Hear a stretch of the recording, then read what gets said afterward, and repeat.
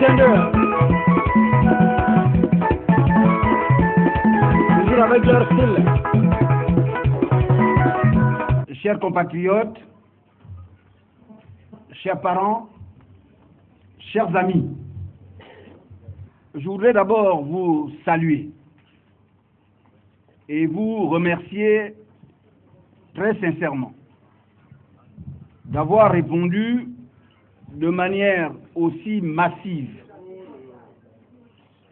à mon invitation, et ce, en dépit des lourdes charges qui sont celles de chacune et de chacun d'entre vous.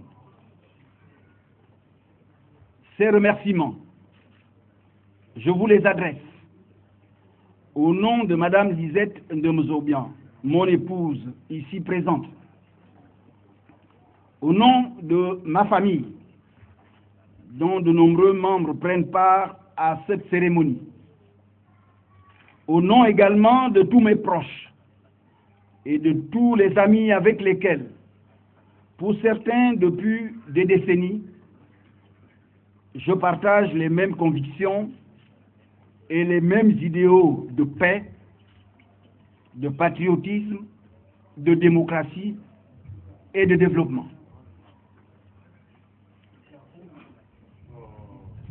Je vais débuter cette allocution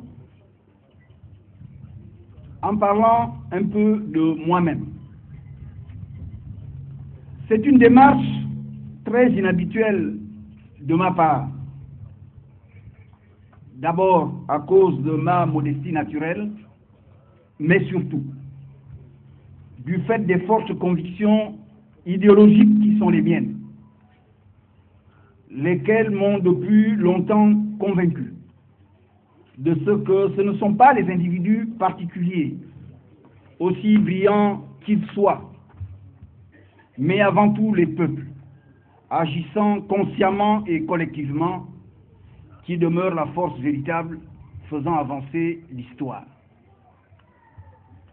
Ces principes de base rappelés, je sollicite votre indulgence pour y déroger exceptionnellement ce jour en disant quelques mots sur moi. Je le fais pour deux raisons essentielles. La première est que depuis plusieurs mois, la question des origines des uns et des autres a pris une tournure d'une importance particulière dans notre pays, sans verser dans la xénophobie ou dans une quelconque chasse aux sorcières. Il est bon, à mon avis, que chaque citoyen gabonais, notamment ceux qui assument des responsabilités publiques, se soumettent à l'obligation de vérité sur cette question.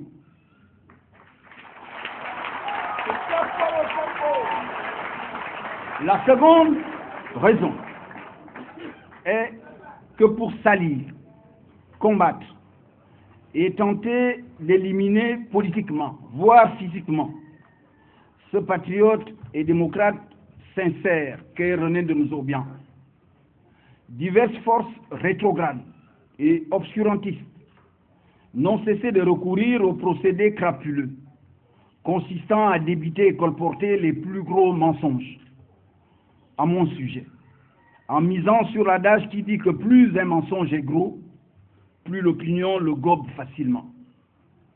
Il me paraît donc utile et nécessaire de mettre à profit la présente cérémonie pour réfuter au passage certains ragots et mensonges distillés sur ma personnalité. Je suis né le 1er novembre 1947 au village Mangan, situé à l'époque à 3 km de Bitam et devenu aujourd'hui un des quartiers de cette grande commune de l'extrême nord du Gabon. Mon père, Obiambayem, était un des grands notables du clan Essandone, clan majoritaire dans la ville de Bitam et ses environs. Ma mère, Abumamengema Evelyne, du clan Efak, le plus nombreux dans le département d'Untem, venait du village à Komefak, à 12 km de Bitam, sur la route conduisant vers Eboro et le Cameroun. Mes grands-parents paternels sont Essabeng du village Ewong. Mes grands-parents maternels sont Nkodjeng du village Moyontem, Habitat.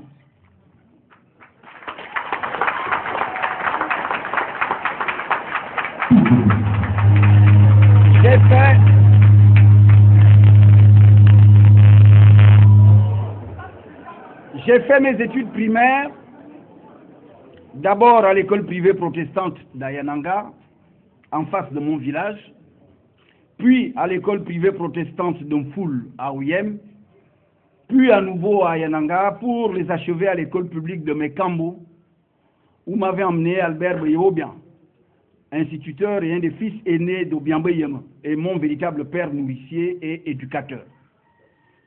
C'est à Mekambo que j'ai obtenu mon certificat d'études primaires et élémentaires CP et passé le concours d'entrée au lycée national Léon Mba de Libreville en 1960. Je fus classé à l'époque 5e de ce concours national. Comme j'ai toujours pris le plaisir de le rappeler, je suis un pur produit du lycée national Léon Mba, où j'ai étudié pendant 7 ans, de 60 à 67, en restant constamment à l'internat.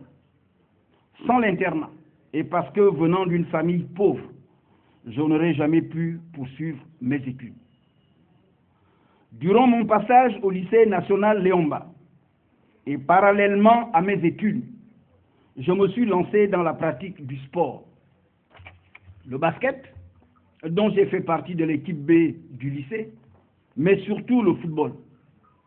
Dans cette discipline sportive, je devins successivement titulaire de l'équipe minime, puis de l'équipe cadette, et enfin de l'équipe fanion du lycée que j'ai intégré à 19 ans en 66, lorsque j'étais en classe de première. J'ai été appelé en équipe nationale la même année et joué mon premier match international contre la Côte d'Ivoire. Mes entraîneurs de l'époque étaient, au niveau du lycée, M. André Capelier et en équipe nationale, Feu Ossémondé et Feu Jean-Louis Messon, qui nous a quittés définitivement il y a quelques semaines. Mon plus grand souvenir comme joueur de l'équipe nationale, c'est d'avoir fait partie de la sélection qui, en juin 1967, rencontra le Santos du Roi Pelé au stade Révérend Père Lefebvre.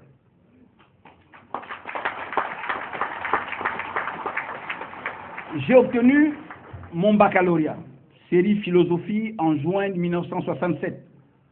Et du fait de l'inexistence à l'époque d'une université au Gabon, je suis parti en France pour y poursuivre mes études supérieures.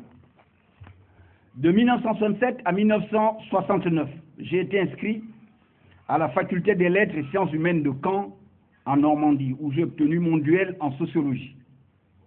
De 69 à 71, je suis inscrit à l'université de Rennes, en Bretagne, où j'ai obtenu ma licence en sociologie. Ensuite, à l'université de Paris 8 Vincennes, où j'ai passé ma maîtrise en sociologie. C'est durant ces longues années passées en France que je me suis progressivement lancé dans la réflexion et l'action politique.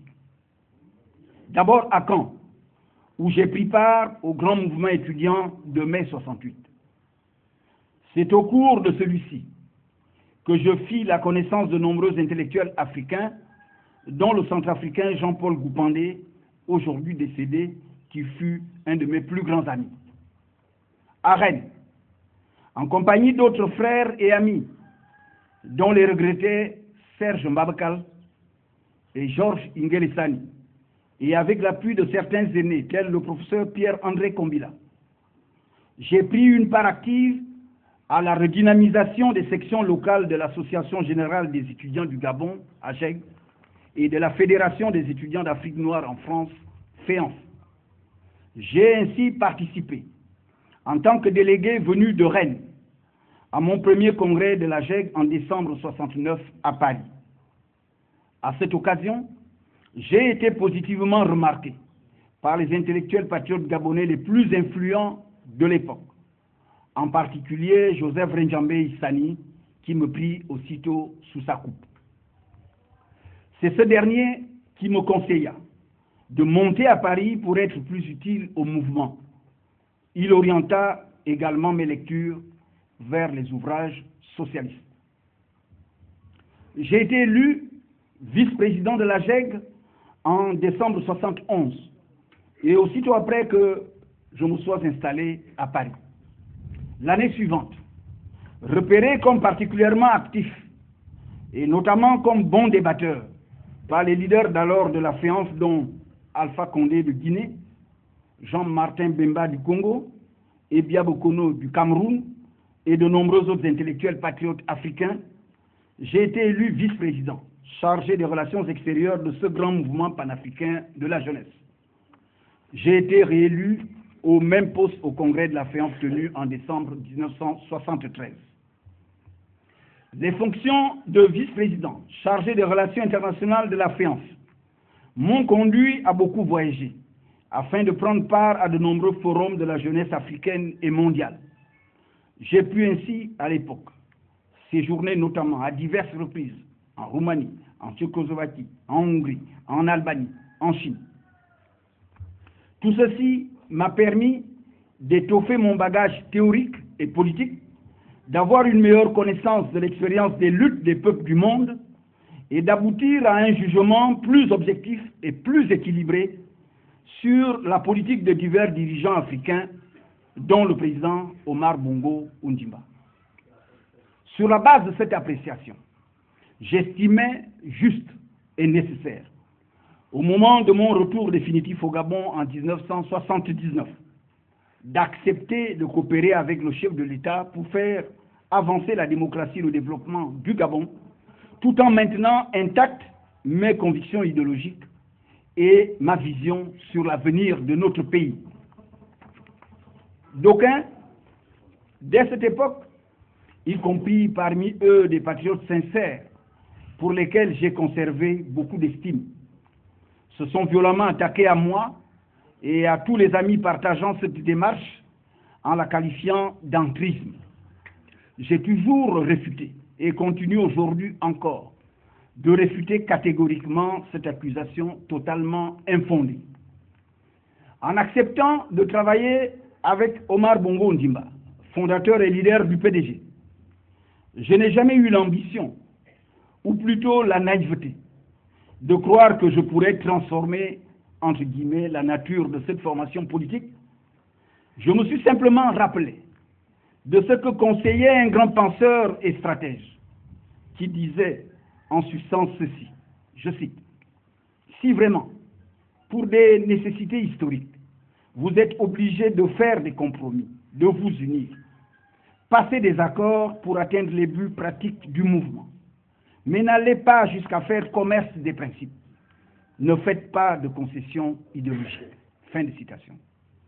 Je me suis également inspiré de ce proverbe qui dit que même les montagnes se rencontrent. De 1979, année de notre première rencontre, à 2009, année de sa disparition brutale, ma collaboration avec le président Omar Bongo Ondimba a été franche et loyale au fil des années, au fur et à mesure où s'approfondissait notre connaissance mutuelle et au regard de ma disponibilité constante et de mon dynamisme. Le chef de l'État m'a promu à diverses hautes fonctions. Je suis entré ici une première fois, pendant quelques mois, au gouvernement en 1994, dans la dernière équipe dirigée par le Premier ministre Casimir Oyemba. J'ai été rappelé au gouvernement en janvier 2002 pour y siéger sans discontinuer jusqu'à la mort du président Omar Bongo Ondimba en 2009. Pendant cette période, j'ai occupé tour à tour les fonctions de ministre chargé des relations avec le Parlement, de ministre de la Communication, des Postes et Télécommunications, puis de ministre de la Jeunesse et des Sports. Cumulativement, durant toutes ces années, avec les fonctions de porte-parole du gouvernement. Au niveau du Parti démocratique gabonais, le président Omar Bongo Ondimba m'a élevé dès le début des années 90, aux côtés de M. Jacques Adiaïno, à l'époque secrétaire général du parti, aux fonctions de secrétaire national, puis secrétaire général adjoint chargé de la communication et de la propagande, porte-parole du parti, responsabilité auxquelles il a ajouté quelques années plus tard les relations extérieures du parti. Bref, durant de longues années, le président Omar Bongo Ondimba m'a honoré de sa confiance et élevé à diverses éminentes fonctions. En retour, je pense avoir toujours soutenu loyalement et fermement l'action de l'ancien chef de l'État, acceptant souvent des missions sensibles et délicates dans des circonstances historiques difficiles et complexes. À titre d'exemple, j'ai assumé les fonctions de vice-président, représentant la majorité au sein de la Commission nationale électorale lors des élections présidentielles tumultueuses de 1993. En 1998, j'ai eu la lourde responsabilité d'être le directeur provincial de campagne d'Omar Bongo Ondimba pour la province du Haut-Lindem. En 2005, à l'occasion de ce qui devait malheureusement être sa dernière campagne électorale, le président Omar Bongo Ondimba a porté son choix sur ma modeste personne pour être son unique porte-parole, c'est-à-dire de fait son directeur de campagne. Auparavant, de 1996 à 2001, au moment où le débat démocratique contradictoire avait réellement cours à l'Assemblée nationale, avec la présence de nombreux et puissants groupes parlementaires, animés par des personnalités de renom, tels Pierre-Louis Agonjo-Okawe, Pierre Mambundu, Léon Bouyembi et d'autres, le président Omar Bongo Ondimba m'a chargé de diriger le groupe PDG à l'Assemblée nationale. De janvier 2002 jusqu'au décès du président en juin 2009, je suis resté sans discontinuer pendant plus de 8 ans, porte-parole du gouvernement, responsabilité d'une délicatesse particulière que j'ai cumulée sur une période encore plus longue, de 1991 à 2007, avec celle de secrétaire général adjoint chargé de la communication, porte-parole du parti majoritaire. En 2008, constatant que le dossier délicat et important de la Coupe d'Afrique des Nations 2012 n'avançait pas suffisamment vite, le président Omar Bongo Ondimba a décidé de me confier le ministère de la Jeunesse et des Sports, avec comme cahier de charge principal de réaliser les infrastructures sportives et hôtelières devant abriter la CAN 2012 et mettre sur pied une sélection nationale qui fasse honneur au pays. Je me suis acquitté avec brio et abnégation de ces deux missions. L'essentiel des infrastructures de la CAN a été réalisé sous l'autorité de mon ministère, l'Agence nationale des grands travaux n'étant intervenue que longtemps après. L'équipe nationale de football, à l'époque où j'étais ministre des Sports, a enregistré des résultats encourageants. Je suis fier en particulier d'avoir valorisé le statut des joueurs appelés en équipe nationale et d'avoir convaincu, à l'issue de très longues discussions, les parents de Pierre-Emerick Aubameyang, Frédéric Bulot, Anthony Mfamuzu et d'autres d'intégrer les Panthères.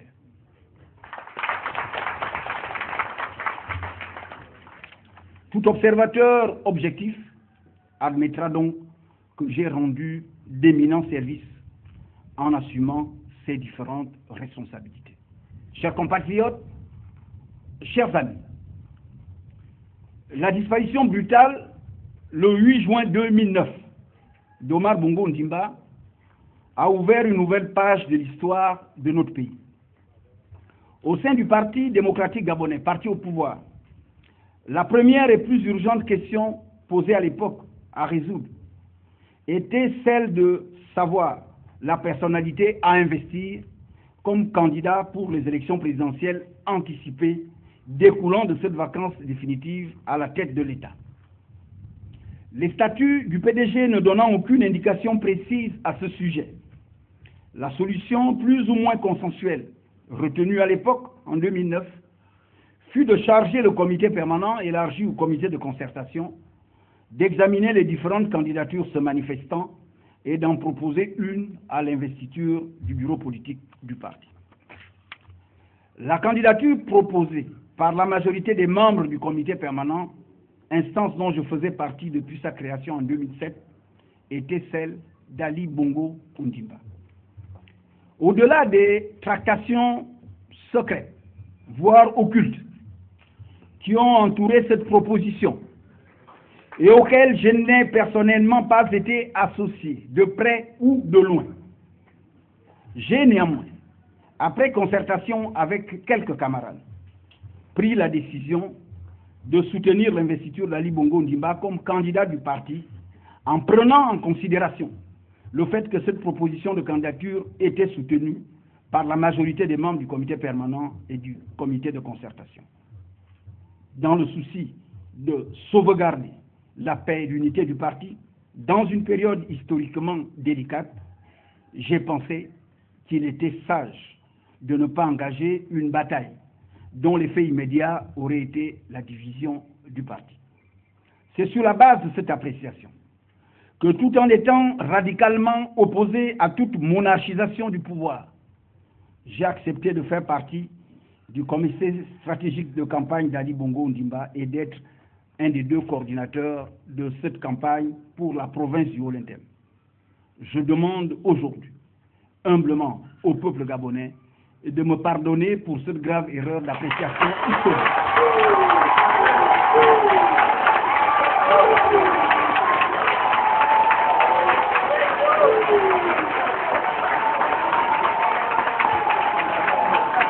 Je dis bien que je demande aujourd'hui au peuple gabonais de me pardonner pour cette grave erreur d'appréciation historique.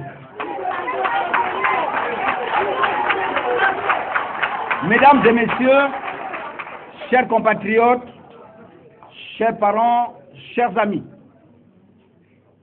près de 6 années se sont aujourd'hui écoulées depuis que la Cour constitutionnelle a proclamé Ali Bongo Ondimba vainqueur de l'élection présidentielle anticipée du 30 août 2009. Au cours de cette période suffisamment longue pour établir un bilan, aucune des nombreuses promesses faites par Ali Bongo Ondimba dans son projet de société, l'avenir en confiance, n'a été véritablement réalisée. Tout au contraire. La situation du pays n'a cessé de se dégrader au plan économique, social et culturel. En même temps, les tensions politiques se sont exacerbées jusqu'à un point extrême.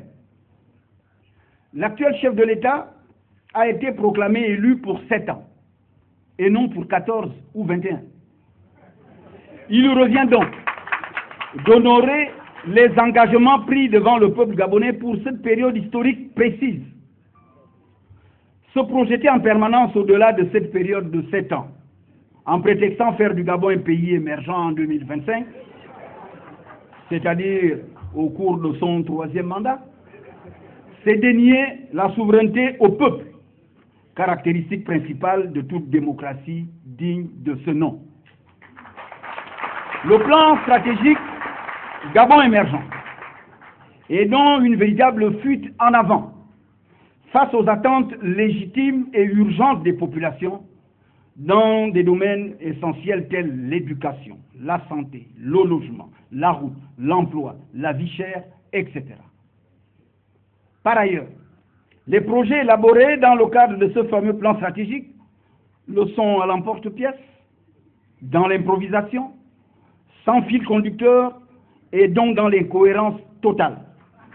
Le pilotage à vue, l'improvisation, l'incohérence et l'amateurisme sont donc des marques de fabrique du nouveau pouvoir dans la mesure où il n'y a par exemple aucune articulation entre le plan stratégique Gabon émergent et des projets tels celui de la zone économique spéciale d'Uncoc ou la Marina, pour ne citer que ces 2 exemples qui laissent dubitatifs bien des observateurs de la vie politique et économique gabonaise. Parallèlement à cette gouvernance politique et économique quelconque, et dans une quête effrénée de légitimité, le pouvoir fait preuve d'appétence pour tout ce qui est clinquant, d'aucuns diront people, à défaut d'une véritable politique culturelle qui rétrocède au peuple gabonais sa dignité, en lui donnant le fil conducteur qui le relie à son passé le plus lointain. on l'aliène plutôt, avec des carnavals pour lesquels on fait venir des jeunes filles du Brésil. On organise des courses nautiques, des rallyes automobiles. On fait appel à des chanteurs de rap et d'autres vedettes du show business, et le tout à des coûts très onéreux. Toujours pour séduire on ne sait qui. On assiste à des matchs de football à l'étranger, alors que le pays n'y est nullement engagé. L'on se souvient de la finale de la Coupe du Monde au Brésil et de la récente finale de la Coupe d'Afrique des Nations à Bata, où trônait le chef de l'État gabonais, alors que les chefs des deux États directement concernés, la Côte d'Ivoire et le Ghana, n'avaient envoyé que des représentants. Dans le même registre de la politique dite people, il y a le fameux sommet New York Forum, pour lequel on fait venir aux frais du contribuable chaque année au Gabon des célébrités du monde des affaires, du spectacle, de la politique, pour un tourisme mondain de quelques heures, ce pour une plus-value dont personne n'a jusqu'à ce jour évalué les retombées. Le principal bénéficiaire étant le promoteur de ce tourisme mondain, le couple Richard Attias, qui n'est plus à présenter. Camarades et amis, chers parents, les dispositions constitutionnelles sont très explicites en ce qui concerne les libertés fondamentales, les droits de l'homme et le respect de la personne humaine. Or, depuis 2009, toutes ces libertés fondamentales sont allègrement bafouées. Certaines personnalités, en raison de leur positionnement politique, sont interdites de sortie du territoire national. D'autres sont arbitrairement arrêtés, torturés et jetés en prison, sans autre forme de procès. Les délais de détention préventive ne sont pas respectés. Les manifestations publiques, après demande d'autorisation, sont interdites. Une répression aveugle, avec mort d'homme, s'abat sur tous ceux qui osent manifester. Le cas de Bruno Mboulbeka est encore de mémoire fraîche. Des tentatives d'assassinat de personnalités de renom sont perpétrées et les enquêtes n'aboutissent jamais. Telle est par exemple la tentative d'assassinat du professeur Albert Ondossa. Jusqu'à ce jour, l'opinion attend toujours les conclusions de l'enquête diligentée à ce sujet. De même qu'au sujet des tentatives récentes d'assassinat des leaders de l'opposition, Jean Ping et Pierre Amoumba. La stigmatisation et la ségrégation ethnique, la volonté systématique de marginaliser, voire de diaboliser les ressortissants de certaines ethnies, tout en lançant des slogans démagogiques sur une soi-disant lutte contre la xénophobie, voilà un des courants de pensée et une des pratiques les plus rétrogrades qui se sont particulièrement développées depuis l'accession d'Ali Bongo Ondimba à la magistrature suprême. Courant et pratique tolérés, sinon encouragés par le palais présidentiel. Chers compatriotes, chers amis, l'instrumentalisation de la religion à des fins politiques, le non-respect de la séparation rigoureuse de l'État et de la religion, illustré notamment par la mise en avant ostentatoire des signes extérieurs d'une religion dans les cérémonies publiques et républicaines. Voilà un autre des graves dérapages de l'émergent en chef depuis son avènement à la magistrature suprême. Dérapage accentué par la prééminence de fait accordée à une religion au détriment des autres, plus anciennes dans le pays et ayant beaucoup plus de fidèles. Chers compatriotes, chers amis, face à la dégradation accélérée de la situation économique, politique et sociale, aux nombreuses promesses de campagne non tenues par Ali Bongo Ondimba, et à la crispation de plus en plus accentuée du climat politique dans notre pays, j'ai pris la décision de tirer en 2012 la sonnette d'alarme, espérant un sursaut salutaire de la plus haute autorité établie du pays. C'est ainsi que le 24 août 2012, lors d'une importante allocution prononcée dans mon quartier natal, Manga-Nsandon.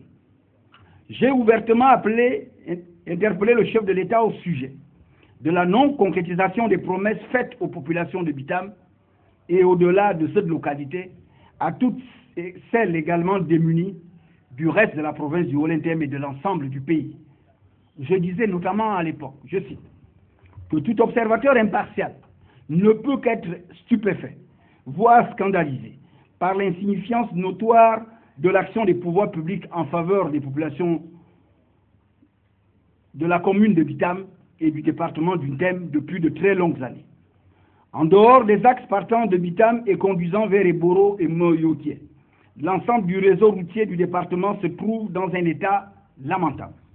Les deux districts créés, Bikondom et Moyotié, n'ont depuis lors bénéficié d'aucune infrastructure véritable. Ils ne disposent ni d'eau ni d'électricité. Dans la commune, la voirie municipale n'existe que de nom. Aucun tronçon de rue n'est dans un état acceptable. Les travaux du nouveau lycée et du nouveau centre médical promis depuis des années sont totalement arrêtés. L'entreprise concernée ayant mis la clé sous le paillasson parce que n'ayant plus reçu aucun paiement. L'aéroport de Bitam, fierté de tous les natifs de notre localité et symbole de sa position stratégique dans la sous-région, est devenu un véritable serpent de mer, tantôt en chantier, tantôt annoncé comme devant être définitivement fermé au bénéfice d'un hypothétique grand aéroport provincial. Fin de citation. Dénonçant l'arrogance, la suffisance et le mépris qui devenaient la norme du comportement des nouveaux dirigeants émergents du pays vis-à-vis des autres compatriotes, y compris à l'intérieur du parti au pouvoir, j'attirais l'attention dans la même allocution sur le fait que ma fidélité et ma loyauté, longuement éprouvée à l'égard des plus hautes autorités, je cite, ne sauraient être assimilées à de la faiblesse, encore moins à une quelconque forme de vassalité ou de servilité. J'ajoutais que ceux qui croiraient cela commettraient une grave erreur d'appréciation dont ils assumeraient eux-mêmes toutes les conséquences.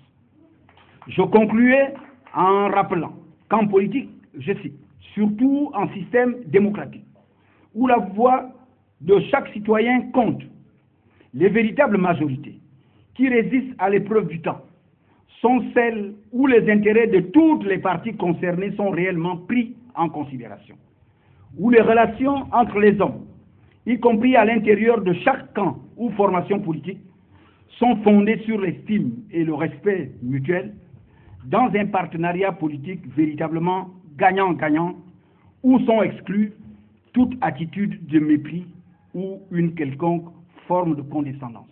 Fin de citation. S'agissant enfin de la nécessité impérieuse du dialogue politique, face d'une part à l'exigence d'une conférence nationale souveraine formulée par l'opposition, d'autre part à la montée réelle de nombreuses tensions politiques et sociales dans notre pays, ainsi qu'au désir ardent des Gabonaises et des Gabonais de se parler, de dialoguer. J'ai invité le chef de l'État, je cite, à prendre l'initiative de favoriser une rencontre entre toutes les forces vives de la nation dans un cadre à définir de manière consensuelle. Fin de citation. Mon appel au dialogue, lancé en 2012 depuis Bitam, a reçu un accueil contrasté. Les patriotes et démocrates de tous bords, notamment ceux de l'opposition gabonaise, s'en sont sincèrement réjouis, tandis que la haute hiérarchie du PDG, avec en tête son distingué camarade, s'est mise à crier à la trahison. C'était l'époque où le slogan à la mode du côté des émergents était « Laissez-nous avancer », ce qui, dans leur esprit, signifiait que tout allait pour le mieux dans le Gabon d'aujourd'hui, que rien par conséquent ne rendait nécessaire une conférence nationale souveraine ou d'autres rencontres entre les forces vives de la nation. Près de 3 années ont passé depuis lors, depuis que je me suis exprimé le 24 août 2012 à Bitam. Pendant cette période qui vient de s'écouler, les choses, loin d'avoir positivement évolué, n'ont fait qu'empirer. de force ouverte à certaines réformes positives sous Omar Bongo Ondimba. Le Parti démocratique gabonais, depuis l'avènement à sa tête d'Ali Bongo Ondimba, a évolué progressivement vers un parti monarchique où tout est décidé par le président du parti, qui a du reste pris le titre très révélateur de distingué camarade, et titre d'inspiration manifestement monarchique. Les deux congrès du PDG, qui se sont tenus l'un en 2010, l'autre en 2013, sous Ali Bongo Ondimba, ont tous été marqués, du point de vue des statuts du parti, par la disparition de tous les aspects pouvant favoriser la démocratie à l'intérieur de cette formation politique et le renforcement à l'inverse de l'autorité du président, surtout, y compris la nomination des responsables des organes de base. Les instances soi-disant dirigeantes, comme le comité permanent, le bureau politique, le conseil national, sont devenues de simples chambres d'enregistrement pour les longs monologues du distingué camarade. Les primaires au sein du parti, pour le choix des candidats de ce dernier aux diverses élections, ont connu la même évolution régressive. On a vu ainsi, lors des investitures pour les dernières élections locales et sénatoriales, des candidats ayant remporté brillamment les primaires être écartés par le distingué camarade et remplacés par ceux qu'ils avaient régulièrement battus lors de la consultation interne. Dans ces conditions, il est tout à fait évident que poursuivre une soi-disant lutte à l'intérieur du PDG pour y promouvoir des réformes est devenu totalement illusoire. Chers compatriotes, chers amis, au regard de tout ce qui précède, et après une longue et profonde réflexion, j'ai donc pris ce samedi 28 février 2015 la décision historique de quitter définitivement le Parti démocratique gabonais.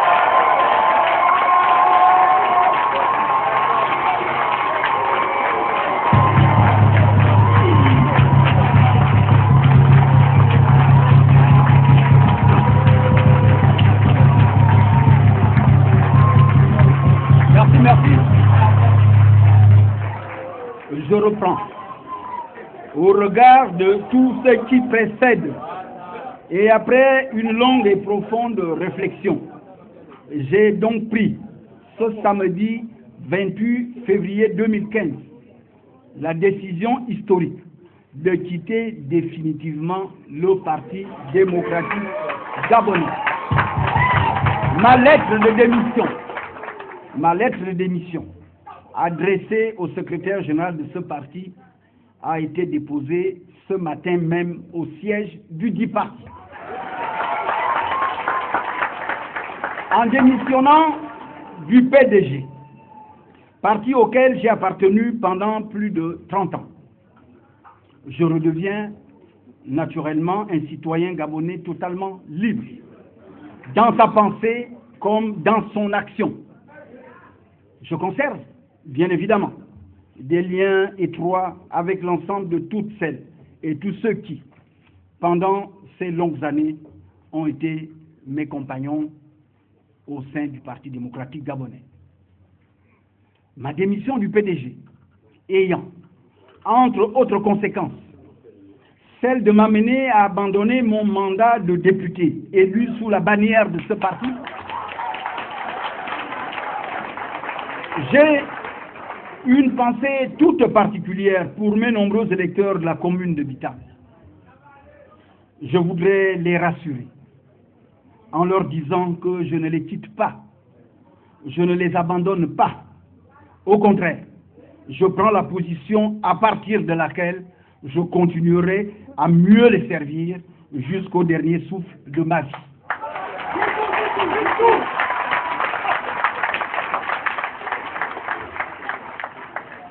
Chers compatriotes, chers amis, pendant les longs mois durant lesquels j'ai mûri ma décision, en évaluant toutes les conséquences, certains m'ont suggéré Au cas où j'irai vraiment jusqu'au bout en quittant le PDG, d'aller m'asseoir sagement à la maison, m'occuper de mes enfants et petits-enfants pour éviter les foudres vengeresses du parti au pouvoir. J'ai rejeté catégoriquement et continue de rejeter cette auto-exclusion de la vie politique nationale.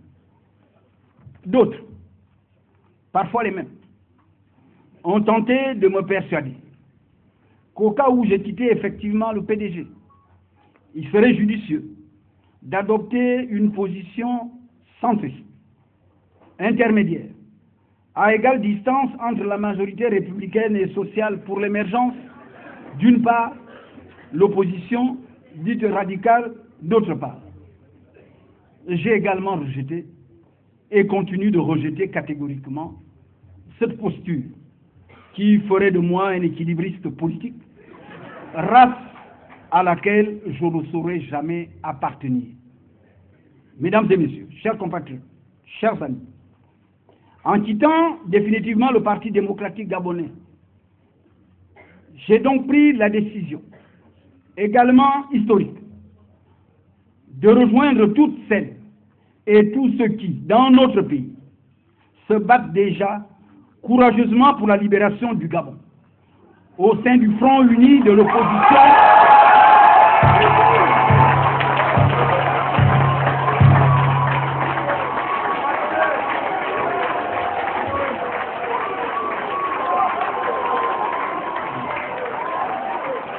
Bon, vous permettez que je reprenne. En quittant définitivement le Parti démocratique gabonais, j'ai donc pris la décision, également historique, de rejoindre toutes celles et tous ceux qui, dans notre pays, se battent déjà courageusement pour la libération du Gabon, au sein du Front uni de l'opposition pour l'alternance. Donc, je salue les nombreux dirigeants et membres présents à cette cérémonie, avec à leur tête M. Zakari Mboto, président du DIC.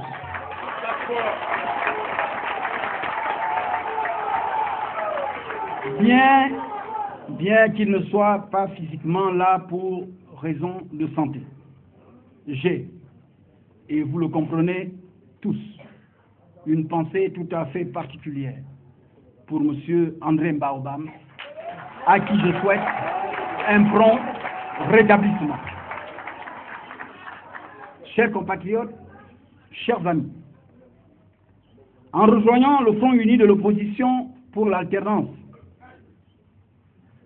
je viens sans arrière-pensée, sans agenda ou ambition personnelle particulière, mais avec la ferme volonté et la détermination d'apporter ma modeste contribution à la lutte émancipatrice du peuple gabonais, aux côtés d'autres frères et sœurs animés par la même ambition.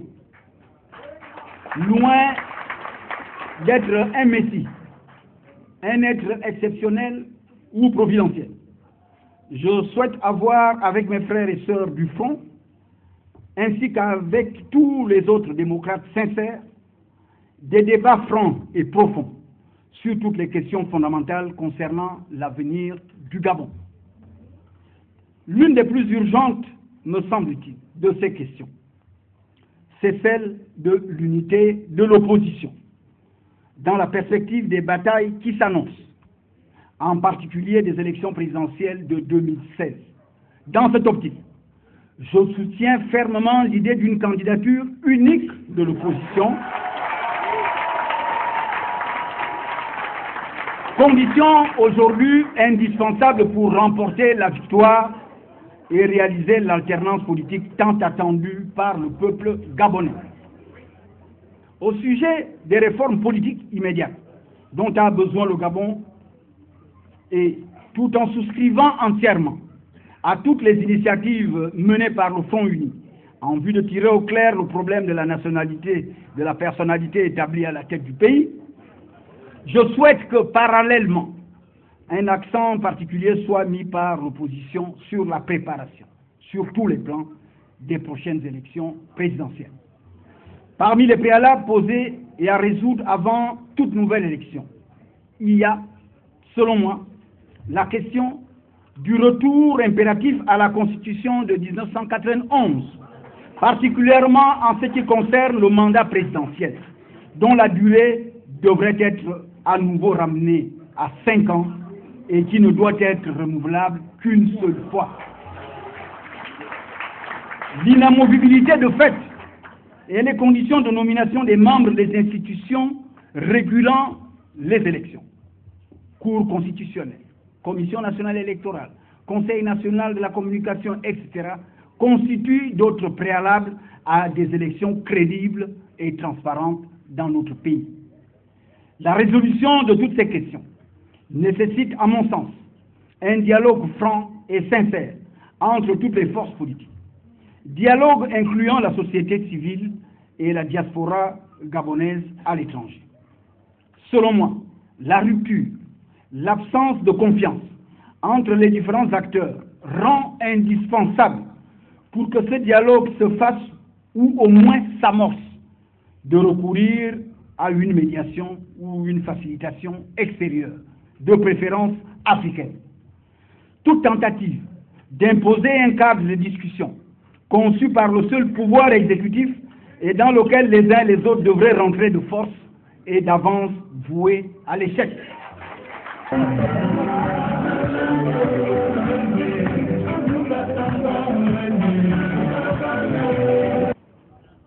Pendant de longues années, avec une fonction particulière, celle de porte-parole du gouvernement, membre du comité permanent du bureau politique du Parti démocratique gabonais, secrétaire général adjoint du Parti démocratique gabonais,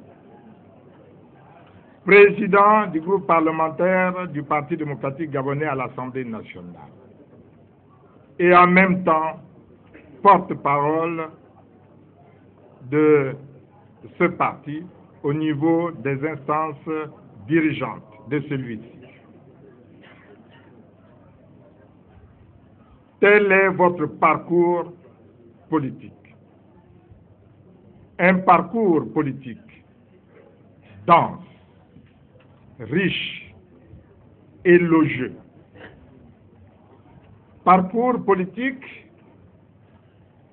auquel vous venez de mettre un terme dans votre appartenance au Parti démocratique gabonais.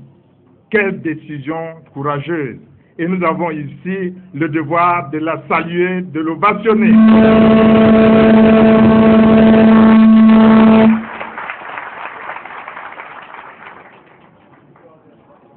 Oui, comme Jacques Adiayeno et Jean Ping en 2014, vous, dans le cadre du PDG, mais aussi du job du Bundesindig dans le cadre de la majorité présidentielle, vous avez fait le bon choix. Le choix de quitter un navire qui ne répond plus du tout à rien et qui va absolument chavirer. Il va chavirer parce que, justement,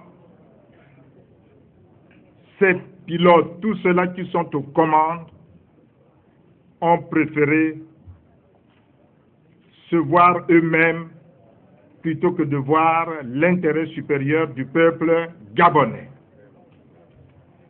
Donc c'est un constat qui est fait par le plus grand nombre de nos compatriotes. Et je dis, c'est une décision salutaire, c'est une décision courageuse, surtout que, en partant du PDG, vous vous positionnez. En un mot, vous reprenez vos premiers amours, parce que nous savons que vous avez commencé par là.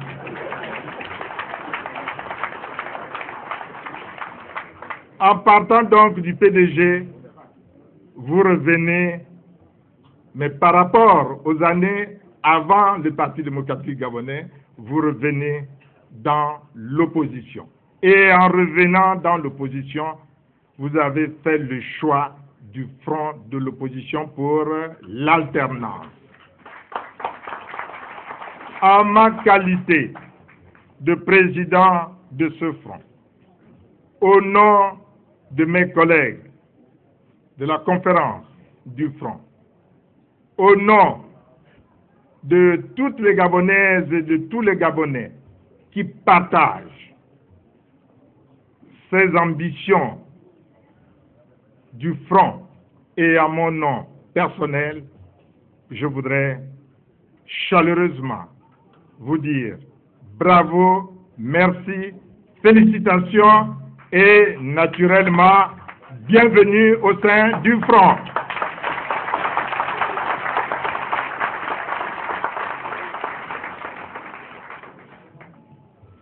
Demezo Obiang dans le front, mais c'est un plus très important. Mais par contre, c'est un moins pour le Parti démocratique gabonais. Et comme nous savons que vous ne serez pas le seul, parce que d'autres vont vous suivre, alors nous disons au Parti démocratique gabonais, de grâce, il faut qu'il commence à plier bagage.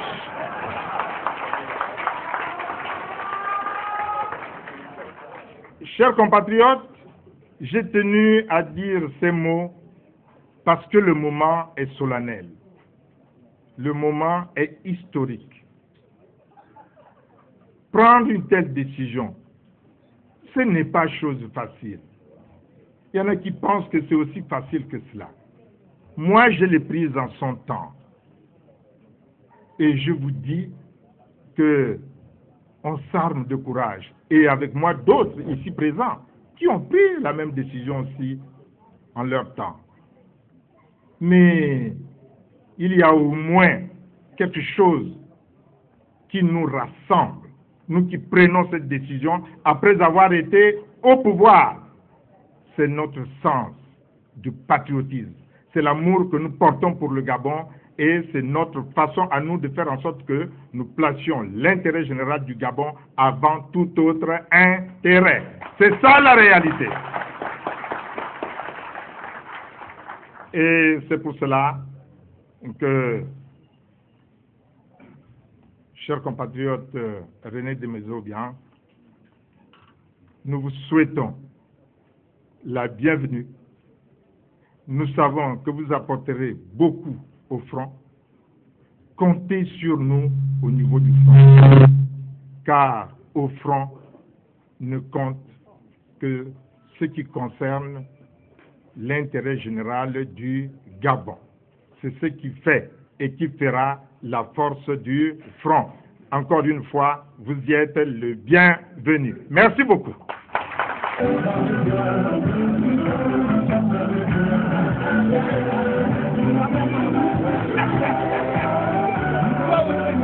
René Demezo Obiang, Lisette, je prends la parole.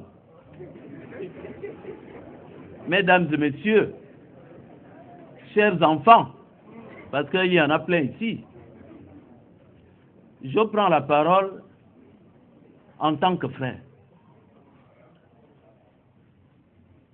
Je prends la parole en tant qu'ami. Je prends la parole en tant qu'ami politique. Je prends cette parole pour dire 2 ou 3 choses.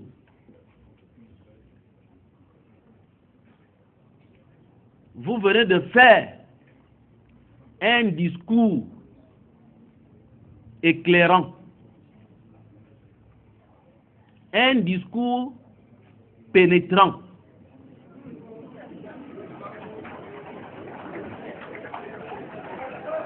Vous venez de faire un discours qui incline à l'introspection personnelle.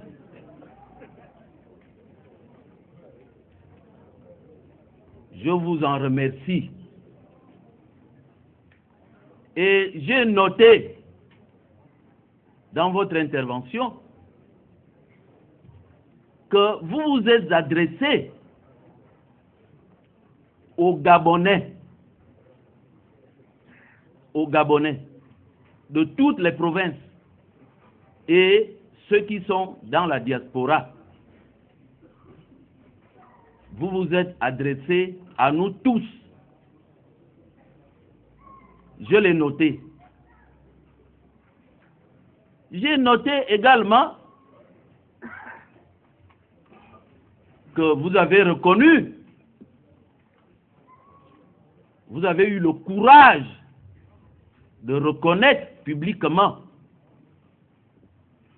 que vous avez fait une erreur d'appréciation historique. Mais si vous le reconnaissez aujourd'hui, vous y avez déjà pensé depuis longtemps que la route que j'utilise là me pose problème. La route du PDG. Je sais que vous y avez pensé. Je le sais. Mais je suis heureux aujourd'hui que vous rendiez cette reconnaissance publique. Je reconnais là la sincérité de l'homme. La sincérité de l'homme, parce qu'on dit aussi, vous êtes tous présents là, que nous les hommes politiques, nous ne sommes pas sincères. René a fait la preuve du contraire aujourd'hui, 28 février 2015, en reconnaissant qu'il a, je dirais, tardé à nous rejoindre. C'est tout à fait normal pour un homme réfléchi, pour un homme responsable. Mais, et là je m'adresse aux PDGistes qui sont ici présents, et c'est normal qu'ils y soient, je voudrais leur dire, peut-être vous-même vous aurez les mots pour le leur faire comprendre. Si déjà, il y a quelques jours, on a lu par-ci, par-là, des articles de presse tendant à vous discréditer, je voudrais dire qu'on en a l'habitude. C'est le seul argument du PDG, ou en tout cas des hommes du PDG. Je sais que demain ou après-demain, on lira dans les journaux la déclaration de Ndemezo, c'est un non-événement. Merci.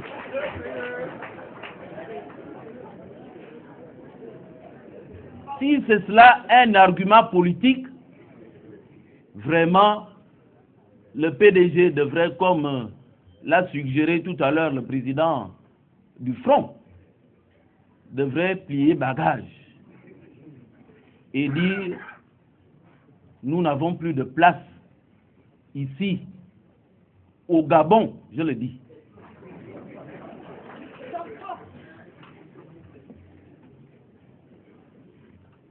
René venez de nous faire plaisir. René, vous venez d'enrichir le front, puisque vous ne vous contentez pas de quitter le PDG, mais vous décidez à l'instant même de rejoindre le front. Le front républicain.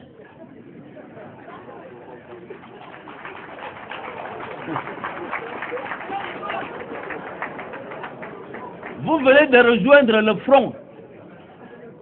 Ce front n'est pas le front de quelques Gabonais. C'est le front gabonais.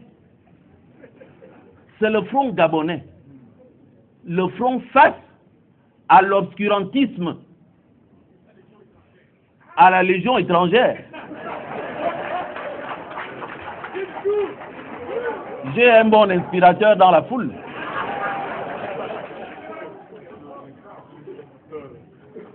C'est le front contre le tribalisme. Contre le tribalisme. Et je crois pouvoir compter sur toi, René, pour faire comprendre à toutes les communautés gabonaises, et notamment à la nôtre,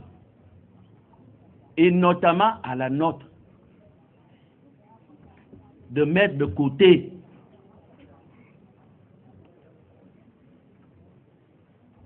si on peut le dire, le sentiment de tribalisme. Parce que si on continue de cultiver ce tribalisme-là, notre pays ne peut pas avancer. Notre pays ne peut pas avancer. Ni à l'estuaire, ni dans le Moyen-Ogooué, ni dans l'Angounié, ni dans l'Ogooué-Ivindo, ni dans l'Ogooué-Lolo, ni dans le Haut-Ogooué, ni dans la Nyanga, ni dans l'Ogooué maritime, ni dans le Woulentem, dans le Grand Nord.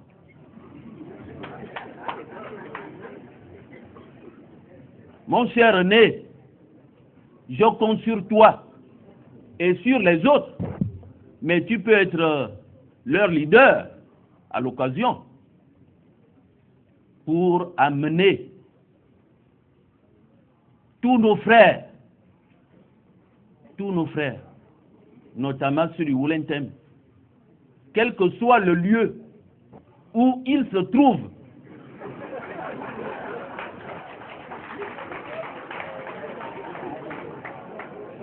pour amener tous nos frères, qu'ils se trouvent en Kembo, parce qu'il y en a beaucoup, ou au Cocotier, ou à Mibamita, c'est le même quartier, mais enfin,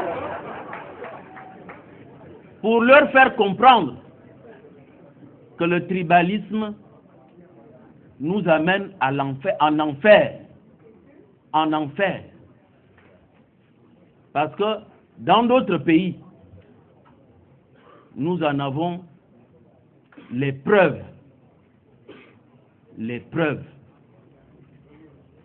Donc, je m'excuse pour les autres qui ne comprennent pas le franc. Ils dorment dans une délai. Ce qui arrive là, j'ai compté sur toi. En 2000. En beau feu vert. C'est tout ce que je voulais te dire, mon frère. Merci beaucoup.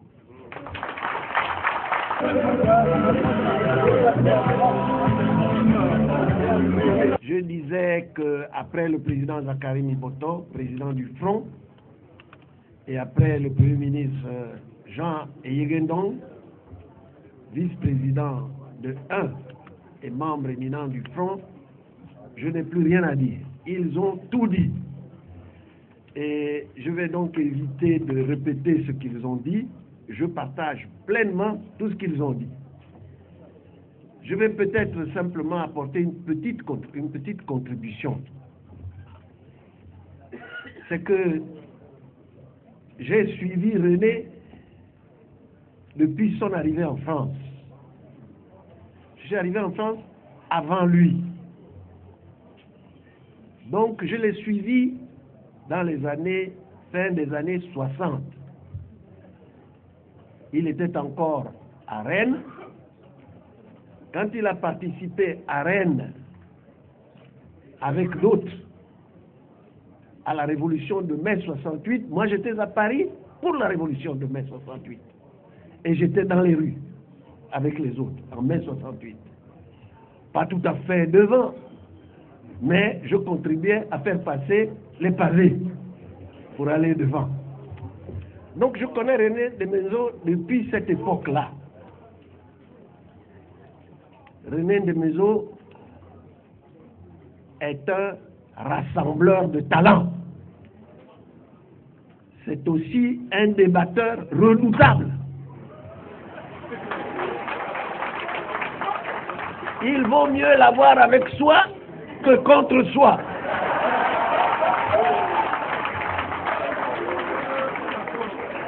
Aujourd'hui, il est avec nous. Que Dieu soit loué. René Desmaisons Bembe. René Desmaisons Bembe. À René. Je voudrais aussi témoigner de tout ce qu'il a dit. Quand il y a eu le tournant historique né de la théorie des trois mondes, nous le suivions. Quand il a décidé, comme il a indiqué, sans mentionner cette théorie, qu'il fallait intégrer la lutte à l'intérieur, il n'a pas trahi ses convictions idéologiques. Il s'est simplement adapté à la lutte. Et c'est ce qu'il a fait. Moi, je suis resté en France, je l'observais, il est rentré ici. Il a fait un travail considérable aux côtés de Zacharie. Et nous savons que c'était la cheville ouvrière du PDG à ce moment. Parce que c'était à l'époque l'ère du temps. Il fallait faire comme ça. Et nous avions tous fait comme ça. Alors, on s'est trompé, il l'a dit, il a demandé pardon en notre nom à tous.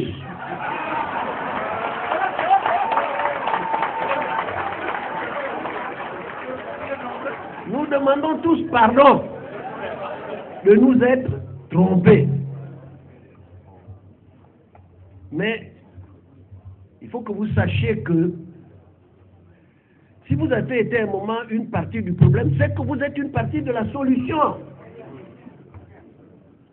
Si nous avons été une partie du problème, nous pouvons être une partie de la solution. Et c'est ce que nous sommes en train de faire. Je voudrais aussi témoigner encore que lorsque je suis rentré de l'Union africaine, fin 2013, la première personne qui m'a contacté ici, c'est René. Personne ne le sait. Déjà à l'époque, il me demandait de se préparer à quitter le bateau.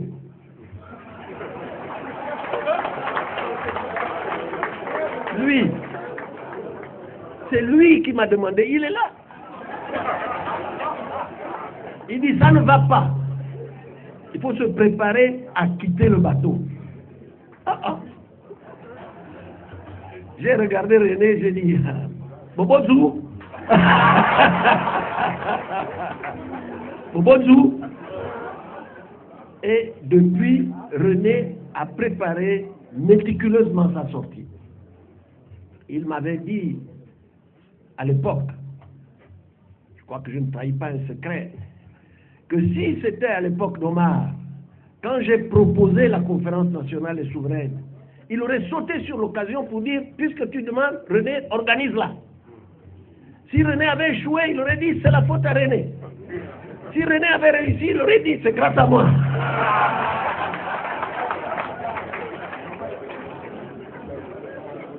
Mais avec ce petit-là,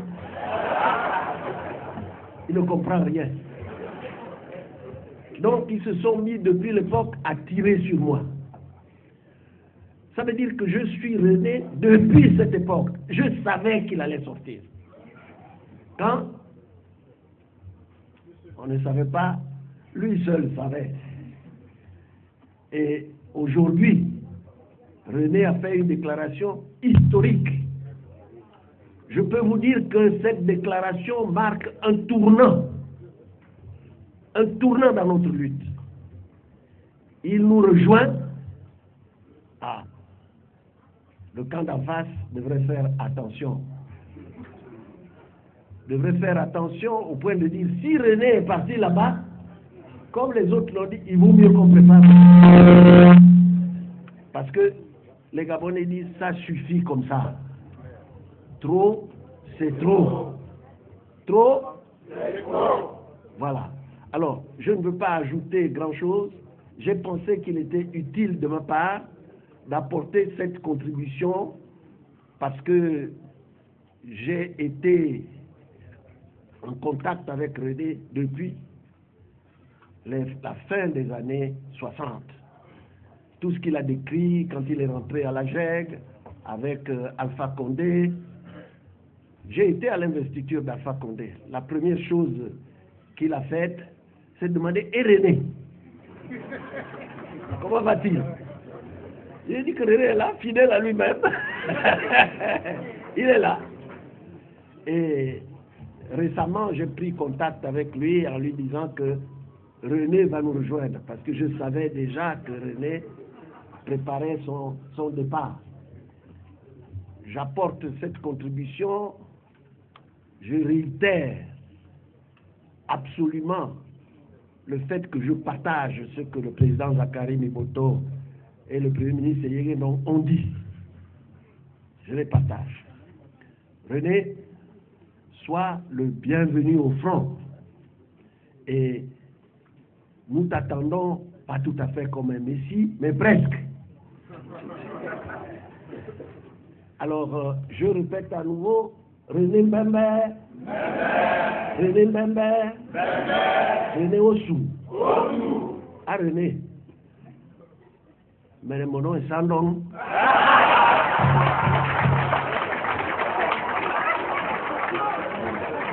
Comme toi, mais mon nom est Fac. Comme toi, mais mon nom est Kodje. Merci.